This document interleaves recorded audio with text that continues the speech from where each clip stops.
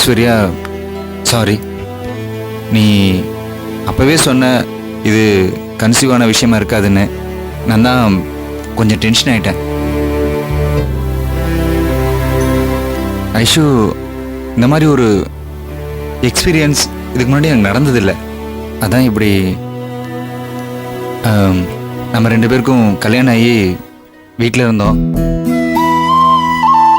அப்போது நமக்குள்ள நிறைய பிரச்சனைகள், மனசளவில் நம்ம 2 பேரும் விலகி இருந்தாலும் நான் உன்னை எப்போதுமே வெறுத்தது கிடையாது. அப்போது இந்த மாதிரி உதவி செய்கிறதுக்கு ஒரு சந்தர்ப்பம் அமையவே இல்லை. அதான் இப்போ அது மாதிரி நடந்தோன்னே நான் கொஞ்சம் டென்ஷன் ஆகிட்டேன். இப்போது உன்னோட வாழ்க்கையில் எல்லா பிரச்சனையும் முடிஞ்சு இப்போது உன் லைஃப் ஸ்மூத்தாக போயிட்டுருக்குன்னு நினச்சிட்டு இருந்தேன். இன்னைக்கு திடீர்னு வார்டன் ஃபோன் பண்ணி உங்கள் ஒய்ஃப் வாமிட் பண்ணிகிட்டு இருக்கான்னு. அதான் ஐஸ்வர்யா வாமிட் பண்ணிட்டு இருக்கான்னு சொன்னாங்களா? அதான். நம்பிட்டீங்கல்ல? வார்டன் சொன்னதை விடுங்க சூர்யா.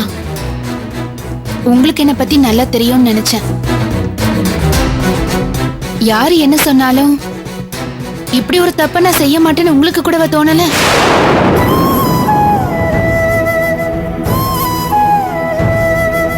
இல்ல, அப்படி இல்லை ஐஸ்வர்யா. உங்க ஒய்ஃப் விடாம வாந்தி எடுத்துட்டு இருக்கா. அதான் ஐஸ்வர்யா வாமிட் பண்ணிட்டு இருக்கான்னு சொன்னோன்னே எனக்கு கொஞ்சம் டென்ஷன் ஆயிடுச்சு.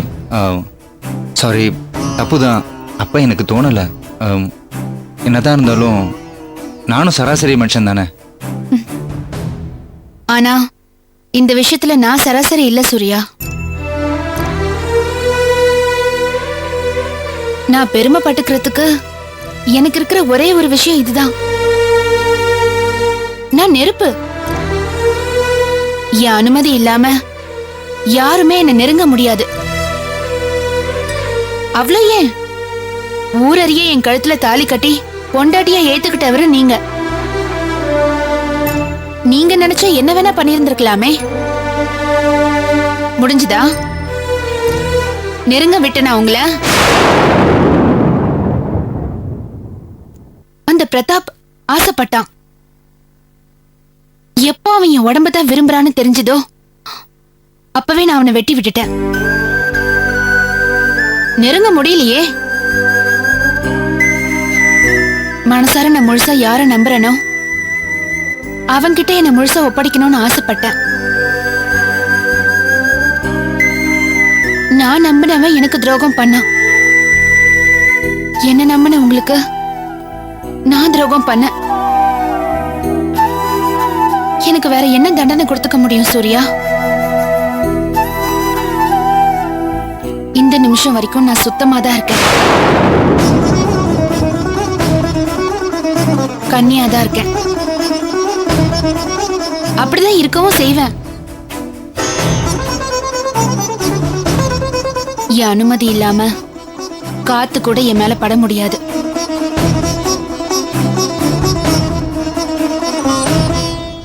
எனக்கு தெரியும் ஐஷு. எனக்கு திரும்ப ஞாபகப்படுத்தினதுக்கு ரொம்ப தேங்க்ஸ். இனிமே இது மாதிரி அவசரப்பட்டு நான் சந்தேகப்பட மாட்டேன். I am sorry. போலாமா?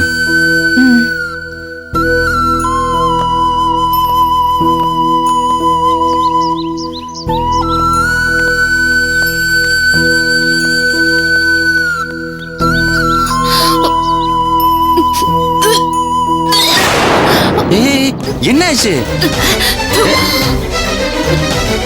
வாமிட்டு வருதா? முடியலங்க. ஒரு நிமிஷம் இரு, ஒரு நிமிஷம். என்ன